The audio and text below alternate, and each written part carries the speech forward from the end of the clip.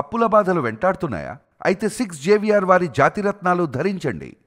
Hello అండి, అందరికీ నమస్కారం. నేను మీ కట్టా కార్తీక్.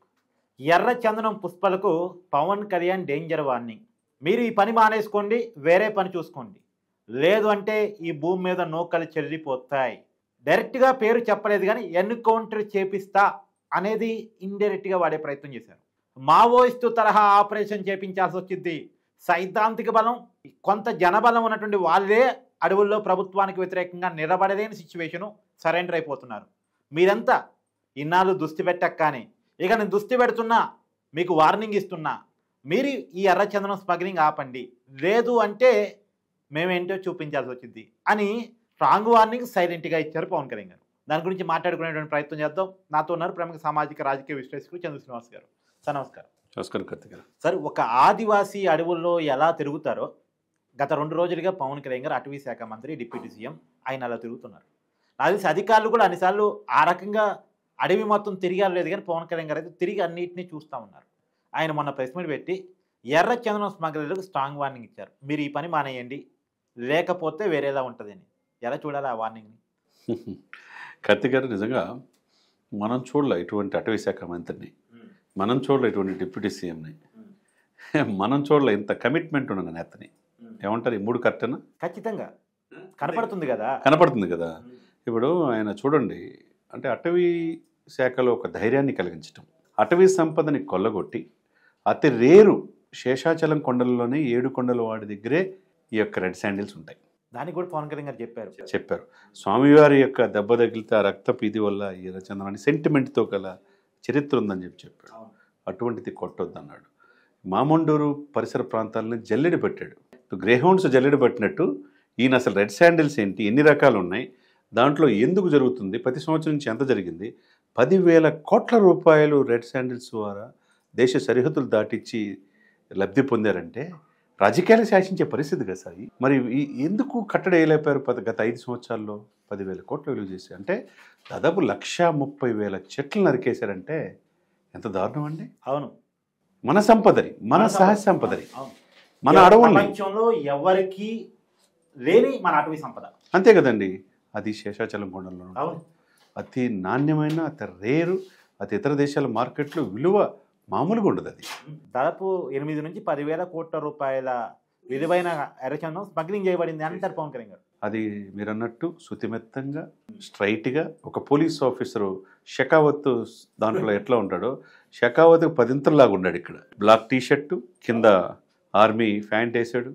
చూసారు మన పక్కన అక్కడ సుబ్బరాయుడు, ఒక ఆయన రెడ్ శాండిల్స్ అతనే, లా అండ్ ఆర్డర్ ఎస్పీ కూడా అతనే. దాదాపుగా 35 కోట్లు అతనున్న టైంలో, డ్యూరింగ్ ద టైం గుజరాత్ కూడా వెళ్ళి రెడ్ శాండిల్ తీసుకొచ్చారు. ఇక సాక్షాత్ డిప్యూటీ సీఎం గారు అయితే కర్ణాటక రాష్ట్రంలో కూడా వెళ్ళి అక్కడ దొరికిన 130 కోట్లు యూజ్ చేసేది ఆ రాష్ట్రంతో సంతకాలు చేసుకుని సరిహద్దు రాష్ట్రాల నుంచి ఆంధ్రప్రదేశ్ తెప్పించగలిగారు. నేపాల్ బోర్డర్లో 2 లారీలు దొరికితే అవి తెప్పించగలిగారంటే ఇది చిన్న విషయం కాదు సార్ కార్తీక్ గారు. ఒక ఆంధ్రప్రదేశ్కి, ఒక తెలుగు రాష్ట్రాలకి పరిమితం కాల, సెంట్రల్ అంటే కేంద్ర ప్రభుత్వ పెద్దలతో మాట్లాడి సరిహద్దు రాష్ట్రాల్లో ఢిల్లీ నుంచి గుజరాత్, ఆంధ్రప్రదేశ్, తెలంగాణ, తమిళనాడు సరిహద్దులు దాటి ఇది తీసుకొస్తున్నాడంటే మన సంపదను కాపాడటం మామూలు విషయం చెప్పండి. డైరెక్ట్గా ఫీల్డ్కి వెళ్తాం, అసలు రెడ్ శాండిల్ ఏంటి, దీని విలువ ఏంటి, ఎన్ని రకాలు ఉన్నాయి, ఎక్కడెక్కడ దొంగలు ఉన్నారు. ఒకటే స్వీట్ వార్నింగ్ ఏమి ఇచ్చారంటే, దీంతో పాటు మనం చూడాల్సింది ఏంటంటే సార్, సమర్థవంతమైన ఆఫీసర్స్ ఉన్నారు. వాళ్ళు చాలామంది ఈ రెడ్ శాండిల్స్ వాళ్ళ దెబ్బకి ప్రాణాలు కోల్పోయిన అటవీ శాఖ అధికారులు ఉన్నారు. ఈ సందర్భంగా వాళ్ళు కూడా మనం గుర్తుపెట్టుకోవాలి. ఎందుకంటే సరైన ఆయుధాలు వాళ్ళ దగ్గర ఉండవు. వాళ్ళు దేనికైనా తెగించేసేసి చంపేస్తారు వాళ్ళకి అడ్డం వస్తే. అవును, అంతే కదా. అటువంటిది వాళ్ళకు భరోసా ఇచ్చాడు. అదేవిధంగా మల్లికార్జునరావు గారు మీకు కూడా తెలుసు, సమర్థవంతమైన 6 సంవత్సరాల క్రితం రిటైర్ అయిన forest head, principal chief conservator of ఫారెస్ట్ని ఆంధ్రప్రదేశ్ సలహాదారులుగా అపాయింట్ చేసుకున్నారు. ఆయన కూడా వెనువెంటనున్నాడు.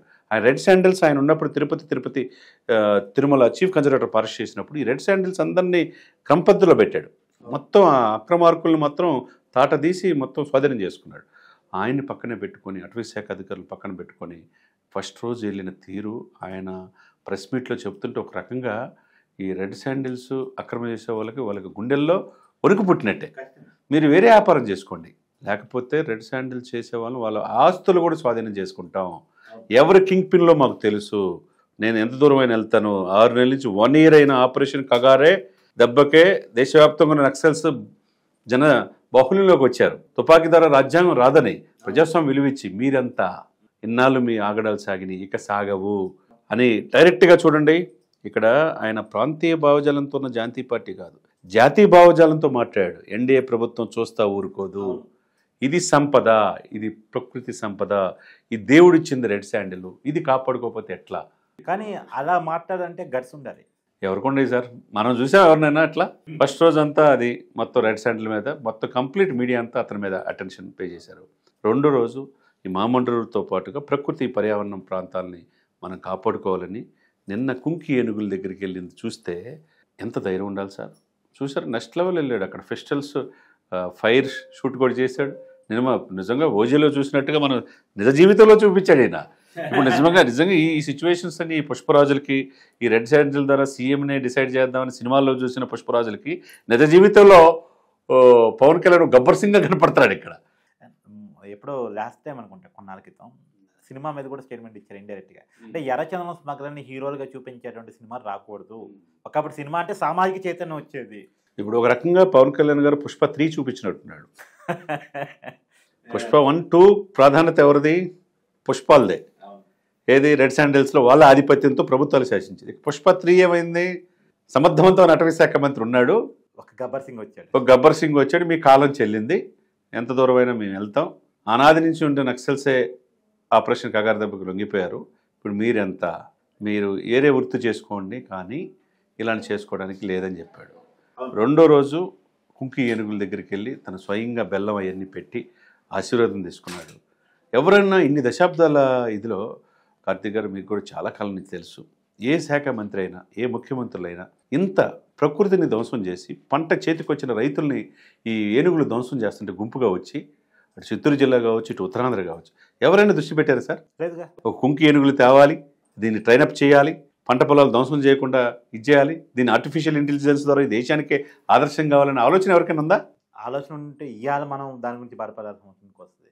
అంతే కదా, ఇవాళ ప్రయత్నం జరుగుతుంది. అవునవును, డెఫినెట్గా జరుగుతుందండి. ఇది మన ప్రకృతిని కాపాడుకోవడానికి పవన్ కళ్యాణ్ గారు as deputy CM of Andhra Pradesh 5 శాఖలకు నేతృత్వం వహిస్తా, ఒక్కొక్క శాఖకు ఒక్కొక్క ప్రాధాన్యత చూడండి. పంచాయతీరాజ్ 20,000 ట్రాన్స్ఫర్లు ఒక్క సింగిల్ రూపాయి లేకుండా సమర్థవంతమైన ఆఫీసులకు ట్రాన్స్ఫర్ చేశారు. First time in the history.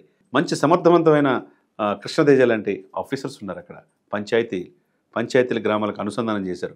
రోడ్లు బాగున్నాయి, గ్రామీణ నీటిపారుదల బ్రహ్మాండంగా ఉంది, పర్యావరణం కాపాడుకుంటున్నారు, సైన్స్ అండ్ టెక్నాలజీ ముందు తీసుకెళ్తున్నారు, ఉత్తరాంధ్రలో రోడ్లు వేశారు. ఇక పంచాయతీలకు వన్నీ తీసుకొస్తే, ఇకపోతే అటవీ శాఖ మీద దృష్టి ఇప్పుడు పెట్టడం అనేది గత 2 రోజుల నుంచి మనం చూస్తూ ఉంటే దేశానికి ఒక వ్యక్తి, ఈ వ్యక్తి మామూలు వ్యక్తి కాదు అనేది కార్తీక్ గారు ఖచ్చితంగా చూపిస్తున్నాడు. అంటే నిజ జీవితంలో చూపిస్తున్నాడు.